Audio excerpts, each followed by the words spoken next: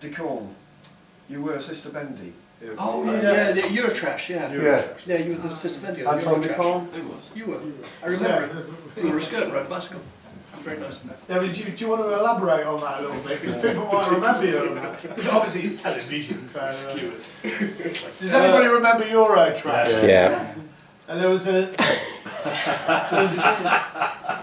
there was a certain nun going around on a bicycle. Yeah, just very, very briefly, I was doing cabaret in London and I got spotted and asked if I wanted to be a nun. Like apparently, as you do. I spoke to him. Grayson Perry was asked around the same time and he turned it down. And so it was Eurotrash and I was a bit skint at the time. And, so I did 9 episodes as a character called Sister Bendy. She cycled around Europe singing songs and meeting disgusting artists. And so it's not my claim to fame, but I was a Friday night favourite. I'm sure it's on digital TV somewhere. Yeah. Like a good recap. Yeah, they're still ripping me off without any paying me. Or YouTube. So what is your claim to fame? Being a sheep. It's still here. Being alive, I suppose. Somebody pointed out last night that there must be very, very few bands now that, despite their best intentions of doing everything rock and roll, are actually all still together in the original line and alive. You know, it won't be long, I'm sure, before we have somebody appearing in a box. I mean, I currently run a festival down. I live in Hastings. I run a festival called Trash Can Festival, which has a kind of punk ethic about it because there's a general agreement over people of our sort of age that grew up that DIY punk culture and before everything got hugely commercialised that you can do your own thing and do it from the grassroots. And I think that there's a certain amount of our generation who just keep doing it. I mean, we haven't stopped. We're still slightly political, but not overtly political. We still believe in talent. We still believe in ability. But none of us ever got mega rich on it. But there's a lot of us out there still doing it. I do that with Trash Can. Yeah. We have people like T.V. Smith coming down and Vic Gollard, Subway Set. They're all still out there doing it. And that spirit is not dead.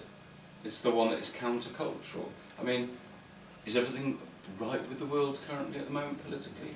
No. No. You know, we've got nasty Tories in, and that's happened over and over again. So we think we generally think it's really important to keep that kind of counterculture alive as long as we can. And it does mean being slightly anarchistic, and you know. And I think that so none of us have had huge success as anything else, but we've succeeded by staying alive. And I think that's important. Many of us haven't.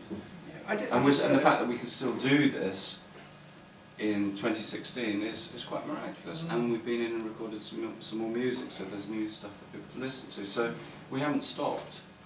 And you seem to still get on with each other. No, I know you're joking about that, but you actually do seem to... No, we're not the specials. We like each other, that's what that's the thing, that you can do that all these years later. We're on well, we only see each other once every 2 years. We're fucking weird. Handle that, we're actually at the end of the week now. I suppose that does help. Well, part of that too was we were all friends before we started, and we didn't break up acrimoniously, and there was no money to fight over. So, I mean, and we still just carried on being the Shapes, and it was sort of like it was an installation piece because we didn't do anything except drink in the pub. It was like Still Life with Bitter. Mine's quite a mile. It is still on.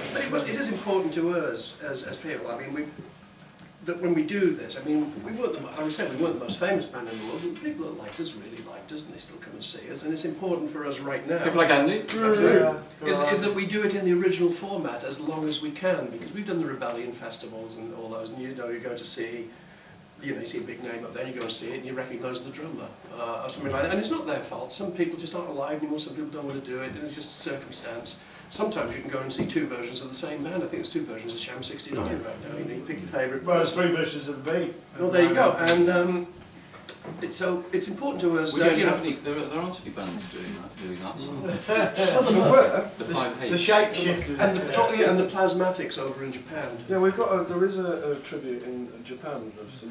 Well, actually, I'm just going to jump in with another question, if I may. But talking about tributes, you've been immortalised, of course, in the song "Ode to John Peel" by the Mob. Yeah. So how did that feel? I just wanted I wish it had been One to Direction. rhyme with No, we got contacted by a band from Kirkcaldy in Scotland, and they were just using the Shapes heads, and they were down the pub with the Shapes heads on, and they were just infatuated with the Shapes. And we were their ideal band, and so they used to play our songs live. And they did this one beautiful song, Ode to John Peel, which said, "Where are the Shapes?" They were a very silly band. But it says a lot, not just for the muck, but the entertainment available in Kirkcaldy. It's probably a Scottish version of Leamington. They're sitting around the pub with plastic bags on They their make heads. lino.